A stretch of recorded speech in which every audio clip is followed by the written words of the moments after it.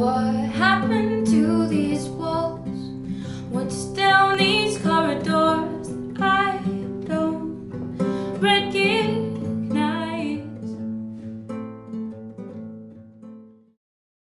Shelley Segal, welcome to Australian Musician.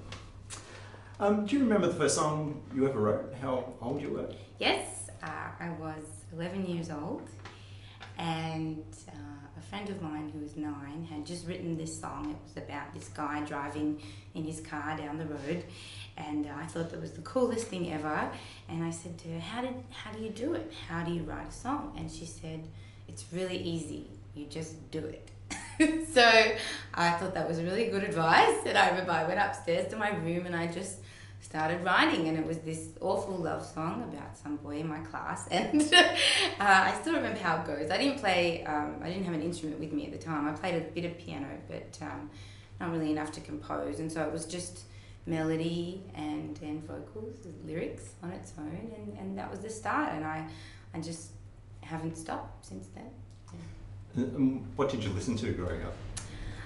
When I was 6, my dad gave me some Whitney Houston and Mariah Carey tapes, and I kind of devoured those and learnt to sing all the songs. And then when I was 9, I heard Jagged Little Pill by Alanis Morissette, and that totally blew my mind.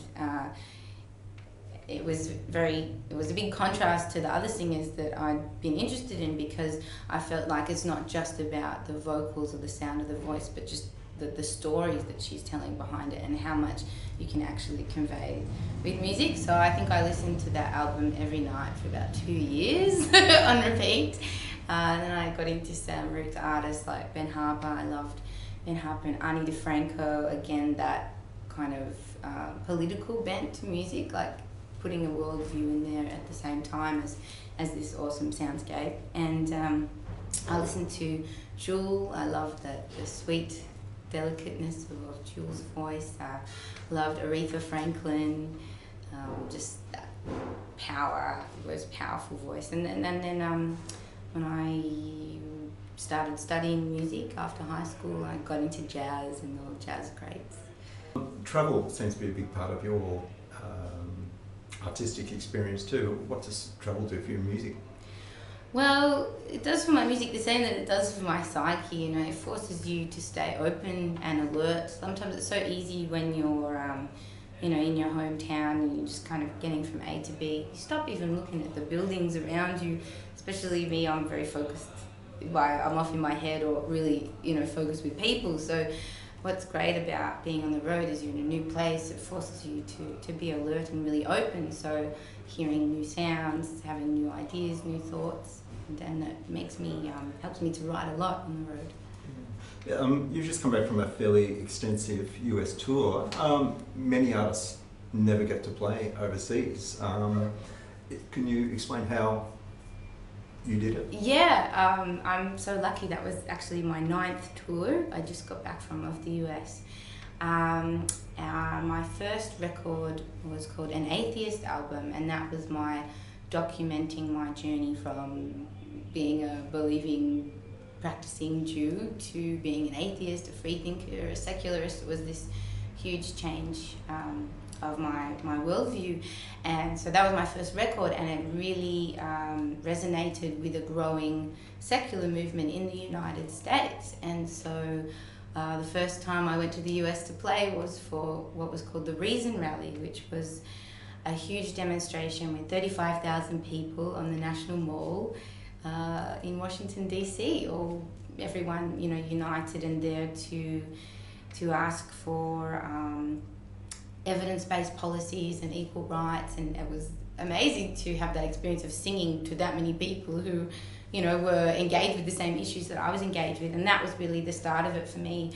Off the back of that show and the content of my music, I've been able to tour 9 times, performing quite often mostly to the atheist and secular community, conferences, rallies. Your current single, Background Noises, of the Strange Feeling EP, can you tell me when and where and why you wrote that?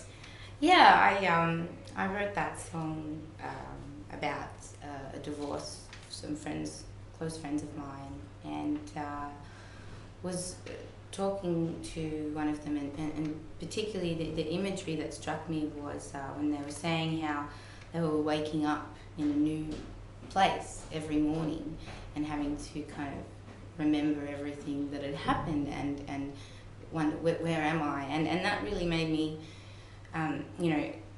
struck home that idea that a relationship is not just, a person that you're with. It's a whole space and time that you create together. It's this whole physical, tangible period in your life, and so when you lose the relationship, you're also losing all of that and the comfort that brings. And I sat back in my bedroom and I tried to imagine what that would be like to have that change after so long. And I heard my partner and his band rehearsing in the other room, and I thought, well, that's something that I wouldn't have. I wouldn't have all these noises, all these familiar sounds that let me know that I was home. And that was the start of the song. What happened to all the background noises that told me I was home? I used to carry them in my ears, but now inside my head it's so alone. So where are you at with your next recording? Will it be an EP or an album? I'm pretty sure that I'm going to do another EP. I initially released 3 albums before this last EP, and I've really enjoyed being able to spend twice as much time on each song. I think that while it's nice as an artist to have a really big statement and get more across, I think my songs benefited from having more time on each track in the studio, so I think I'll be doing that. And yeah, at the moment just shortlisting all the songs and working out which ones are gonna work best together. Let's talk about the tools that you use on stage and in your songwriting.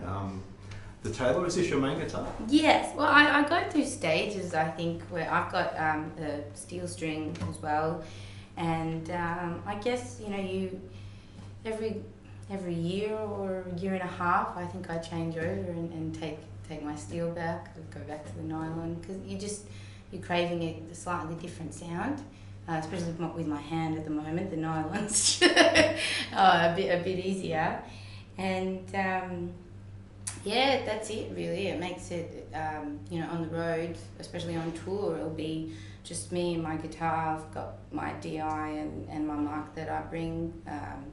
Sure, 58 beater, and you hope that the venues have a PA system. I did have to do one gig singing out of a bass guitar amp. That was you make do. You play a bit of piano too? Yeah, I do. I do play piano, but I haven't performed on a piano since probably about 6 years now. Why is that? I don't know. I always say you can't travel with them.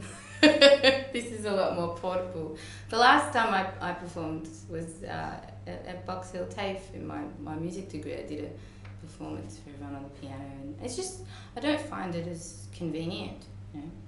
And what's the plan for 2016?